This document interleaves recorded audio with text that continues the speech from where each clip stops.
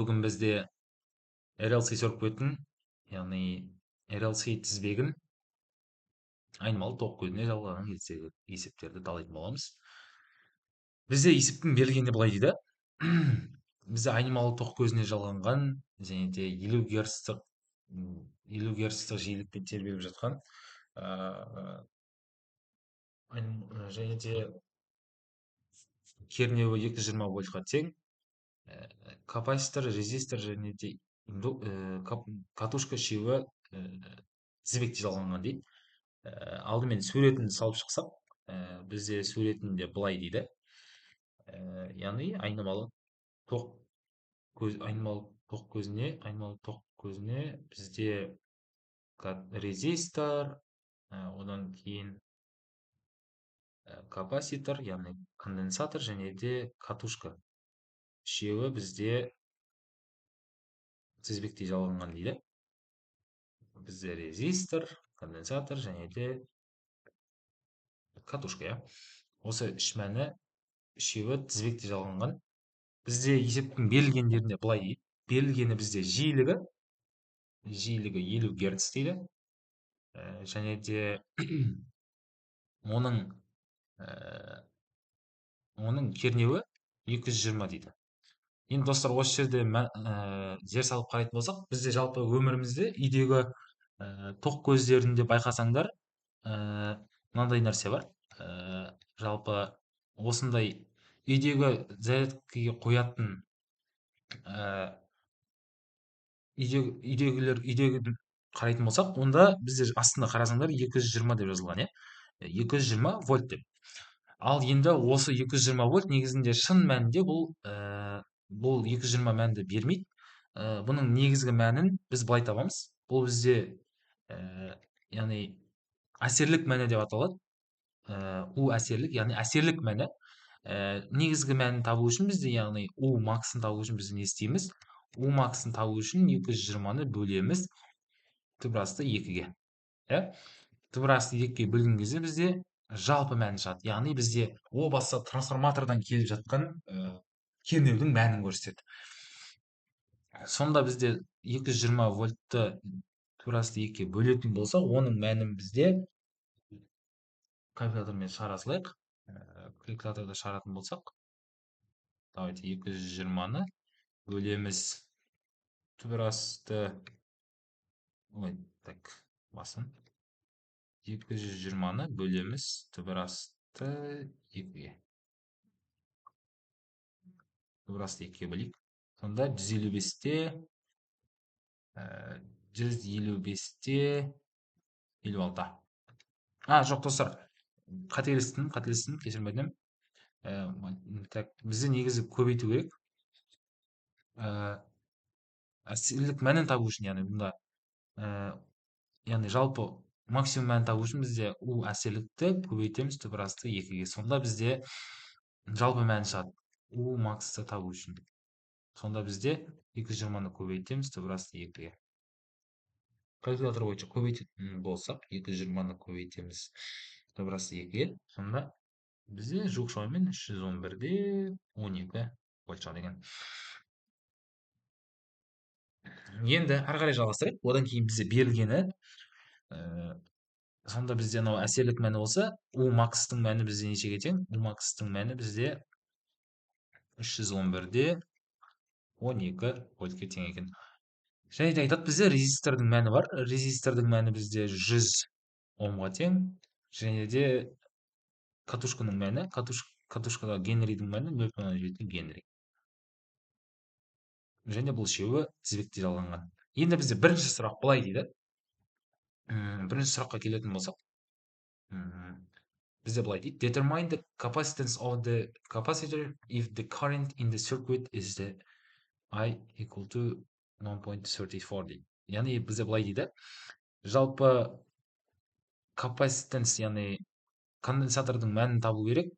Егерде тізбекте тоқ көзі ол бізде 1,134 амперге тең болса, 1,134 амперге тең болса дейді.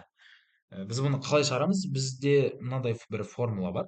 Біз білеміз, что Жалпы егер де айнымалы ток көзіне резистор, конденсатор және де катушка үшеуі тізбектей жалғанатын болса, олардың ток ток күштері тең болады, иә. Резистордағы және де конденсатордағы және де катушкадағы ток күштері тең болады екен. Осындай кезде бізде ықшамдалған мынадай бір формула шығады. I0 квадрат тең болады E0 квадрат бөлінген түбір астында R квадрат плюс X минус XL тің квадраты, яғни конденсатордағы және де катушкадағы реактивті кедергілер бір-бірінен азайтқанда оның квадратын резистордың мәніне қосқанда бізде жалпы кедергі шығады. Яғни оның мәні Z деген. Және де оның сыртынан квадраттап жіберетін болсақ, сонда бізде жалпы кедергінің квадраты деген сияқты мән шығады. Енді достар, осы жерден бізде конденсаторды тап дегендіктен біз былай жасаймыз. Резистордың мәні бар бізде. Резистордың квадраты қосылған XS, яғни түбірастан құтылу үшін біз квадраттадық барлығын.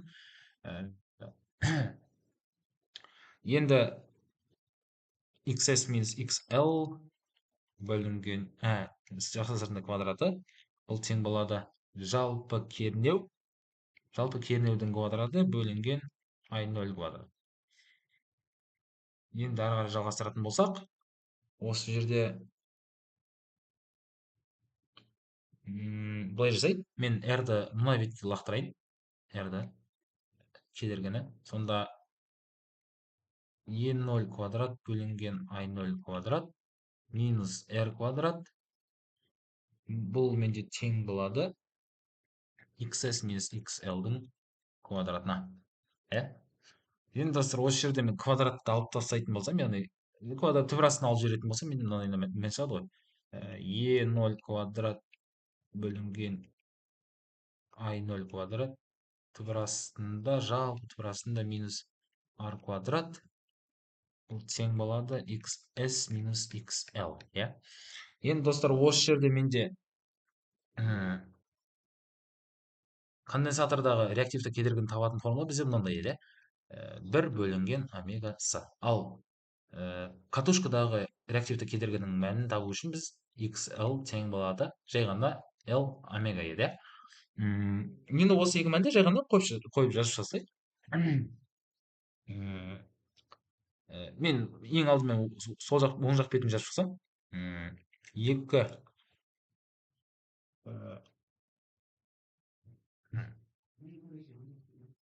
X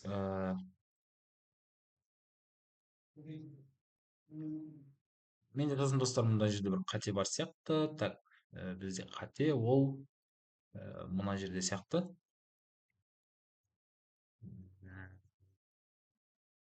XS пен XL-дің орнына сұралыппын. Яғни мына жерде бізде XL, мына жерде XS болу керек. Мына жерде тоже орындарын ауыстырып алған екен. Яғни XL минус XS. XL минус XS. Яғни екеуінің мәндерін орындарын ауыстырып алған екен. Енді 2π, егерде екеуін ашып жазатын болсақ, 2π FL, яғни омега L-ді аштым бірінші, минус екіншісі 1 бөлінген 2π F көбейтілген конденсатор, тең болады. Қайтадан түбір астында мән жазайық. Түбір астында E0 квадрат бөлінген I0 квадрат минус R квадрат. Түбір астын жағайын. Енді мен осы жерден, яғни катушкадағы реактивті кедергінің мәнін таба аламын. Мына оң жақ бетін таба аламын. Екі жағын математикамен есептеп алайық.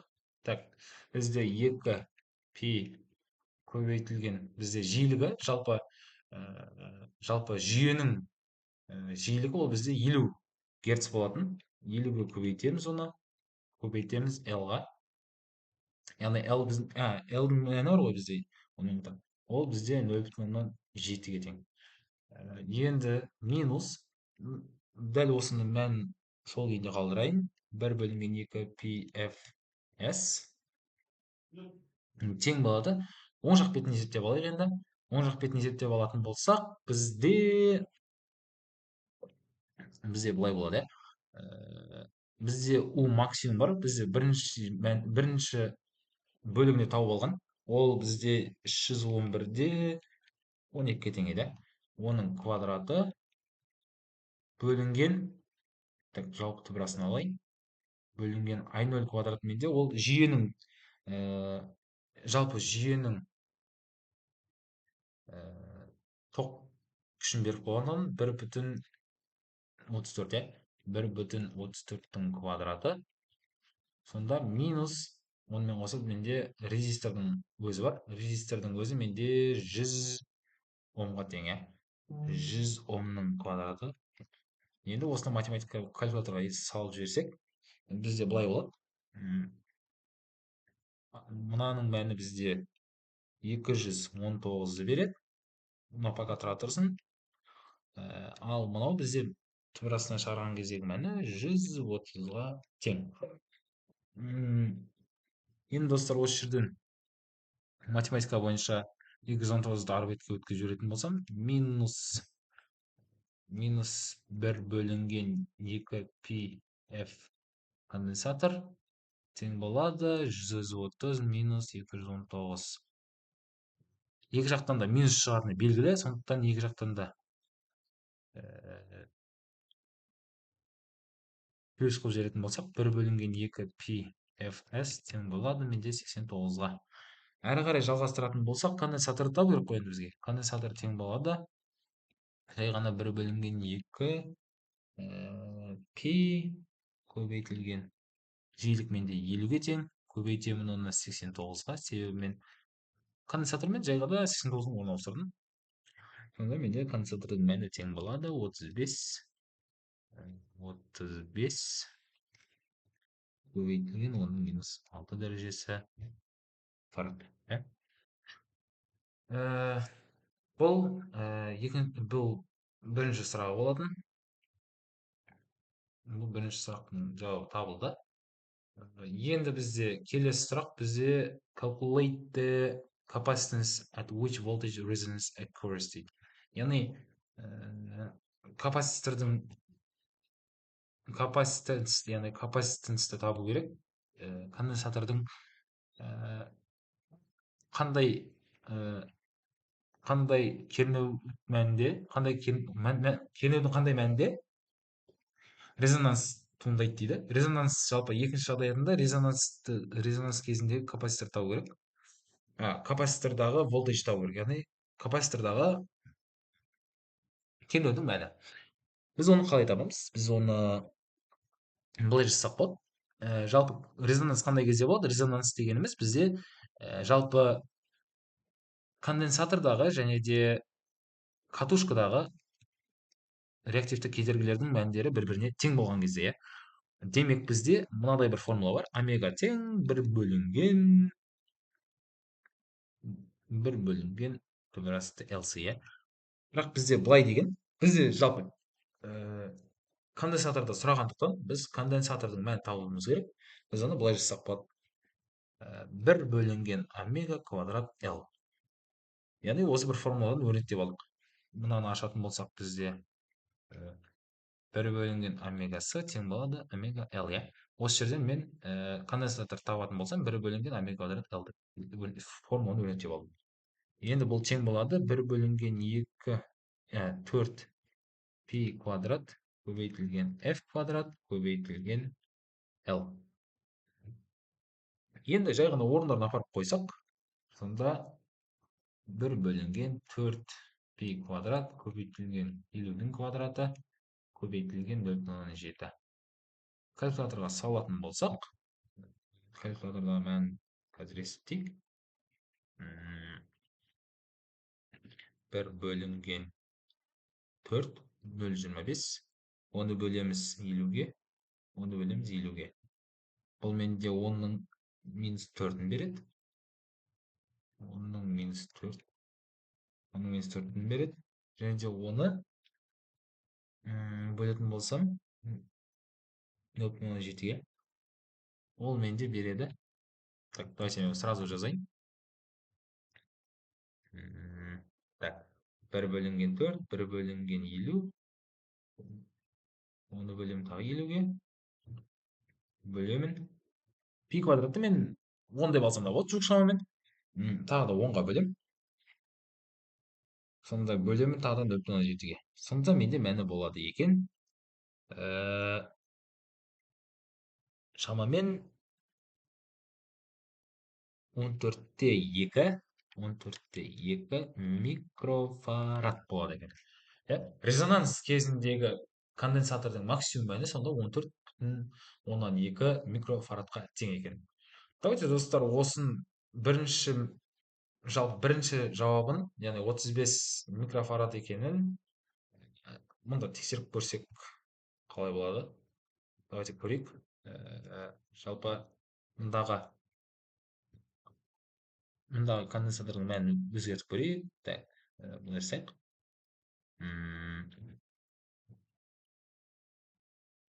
35 болды, бізде.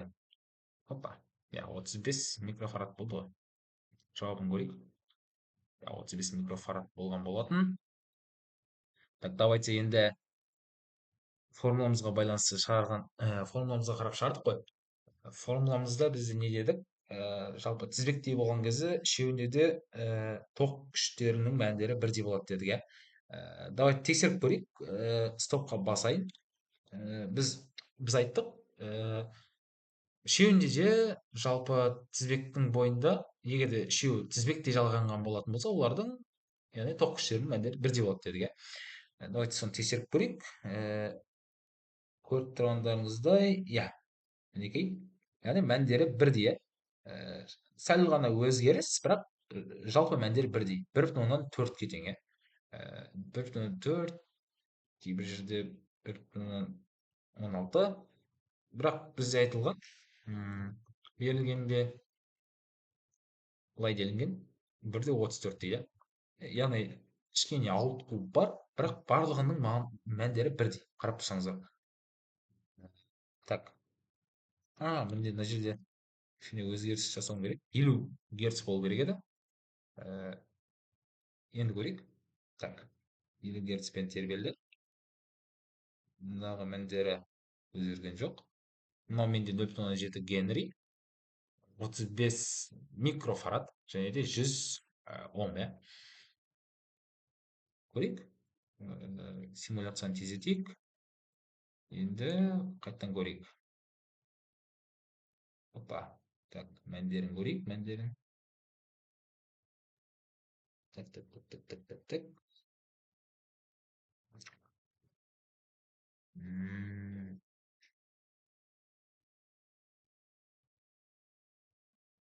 Так, біздегі волтаждың мәні. Так, мұндағы волтаждың мәні бізде қалай болды? Бізде мұнда волтаждың мәні. Бізде капаситордың, конденсатордың мәні 35 микрофарад болды, иә. Так, калькулятор бойынша дұрыс еді қояйық. Бөлеміз 3,14-ке, оны бөлеміз 50-ге, бөлеміз 89-ға. Бізде 35 микрофарад шығу керек еді.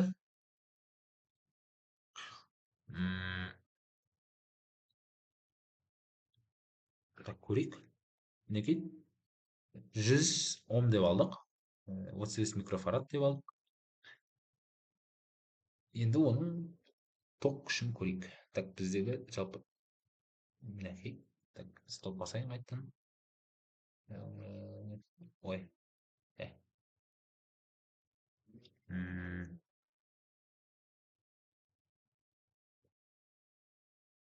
Ой, неге мынау істеді?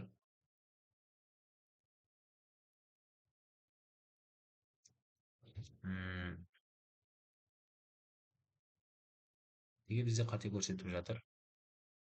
Так, қазір көріп жіберейін.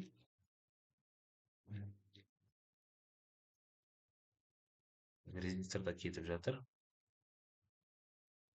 М, Так,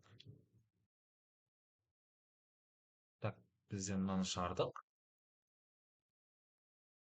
Бізде ток күштерінің мәнін теңдеп алдық. Және оны бөлдік мұнда. М,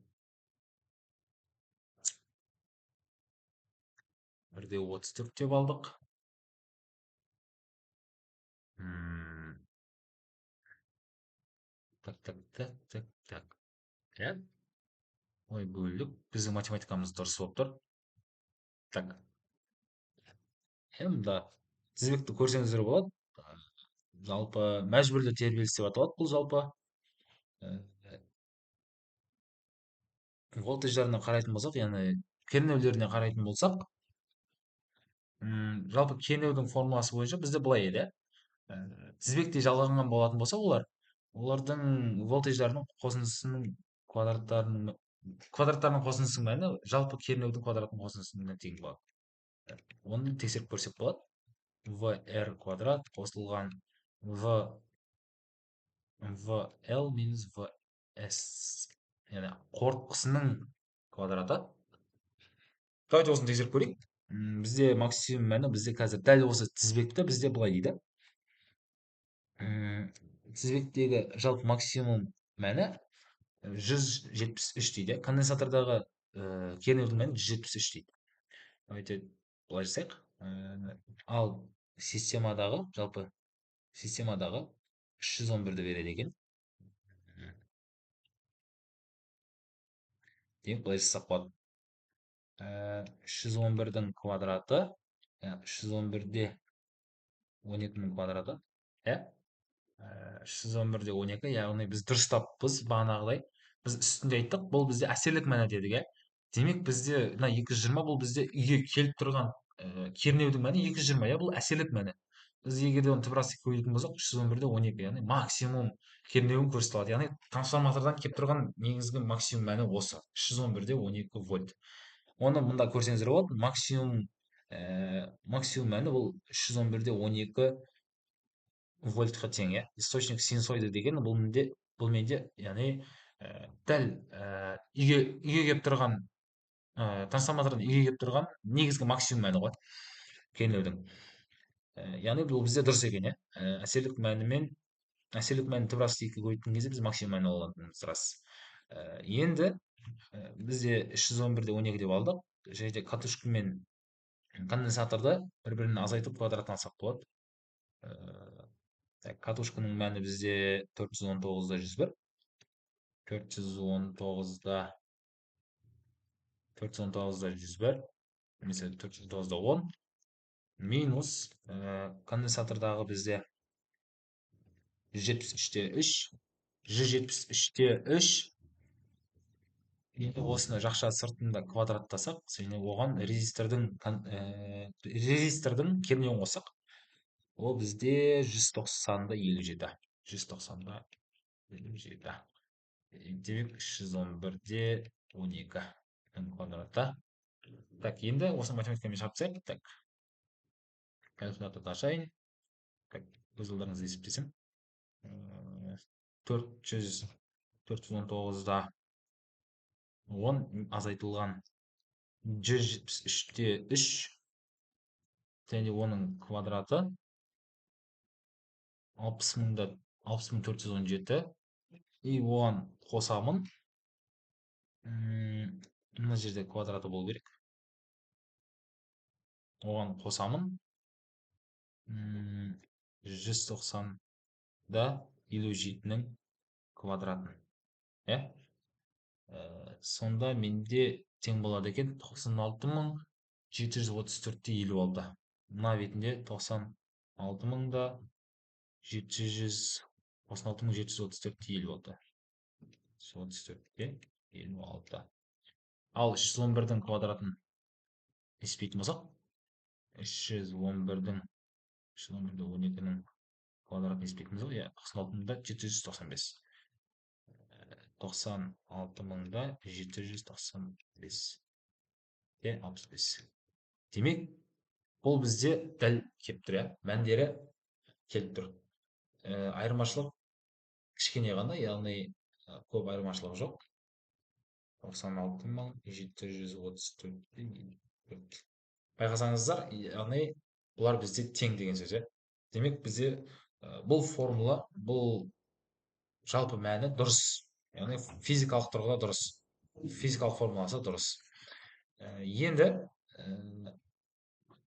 келесісіне көшсек, бұл бізде determine the current in the circuit at resonance дейді. Бізге енді тоқ күшін табу керек. Резонанс кезіндегі тоқ күшін табу керек. Резонанс кезіндегі тоқ күшін табатын болсақ, ол бізде мынандай еді ғой. Резонанс кезіндегі тоқ күшін табу үшін бізде мынандай нәрсе бар. Үшіншісін қарастырайық. Резонанс кезіндегі тоқ күші қандай дейді? Тоқ күшінің максимумы қандай дейді?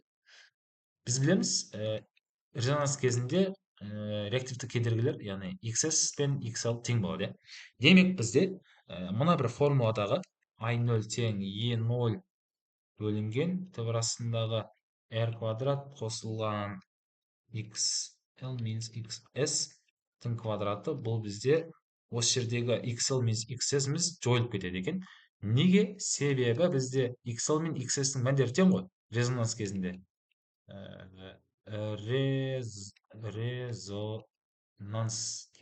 Резонанс кезінде екеуі тең, иә. Тең болғандықтан бұның мәні нөл болып кетеді, яғни жойылып кеткендіктен бізде I0-дің мәні жай ғана E0 бөлінген R болып қалады екен. Демек бізде I0-дің мәні тең болады жай ғана жаңағыдай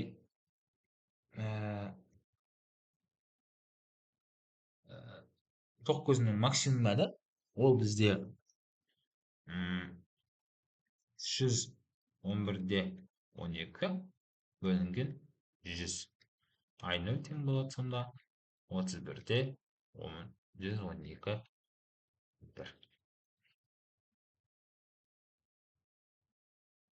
Жоқ, 31-де емес, 3/11. 3/11 амперге тең болады. Себебі 100-ге бөлінген. Вот, осымен шықты. Енді осыны симуляцияда қарайтын болсақ, симуляцияда бізде былай жалпы, яғни волтажерінің квадраттарының қосындысы жалпы жүйенің кернеуінің квадратына тең дегенді дәлелдедік, иә. Ал енді онымен қоса бізде мұндағы тоқ күшінің мәніне қарайтын болсақ, жаңа атап өткендей, резистор егерде тек резистормен жұмыс жасайтын болса, яғни екеуі бірдей тербелетін болса, катушка мен конденсатордағы резонанс, ол бір-бірінің жиіліктері, яғни бір-бірін жойғандықтан, олар бір-бірін жойғандықтан тек қана резистормен жұмыс жасаймыз. Сонда бізде жай ғана 3/11 ампер шығады екен. Жалпы мына бір жүйені қарасаңыздар, бұл бізде мәжбүрлі тербеліс деп аталады. Және бұл мәжбүрлі тербелісте стопқа басып қарасақ, мінекей, атап өткендей жаңағыдай біздегі конденсатордағы тоқ күші 90 градусқа алда келе жатады, яғни 90 градус фазада алда келе жатады. Байқасаңыздар, мына жерінде және катушкада қалып келе жатады. Катушкада тоқ күші қалып келе жатады 90 градус фазада. Сіздерге бұны қазір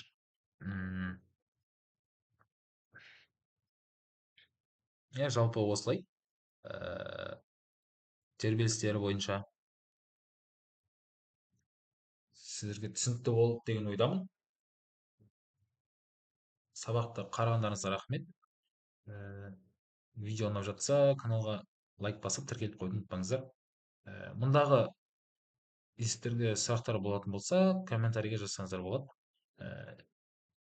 Жалпы RLC circuit'ін, яғни RLC тізбегін біз айнымалы тоқ көзіне жалғаған кездегі мәнін шығарып таптық. Рахмет, сау болыңыздар.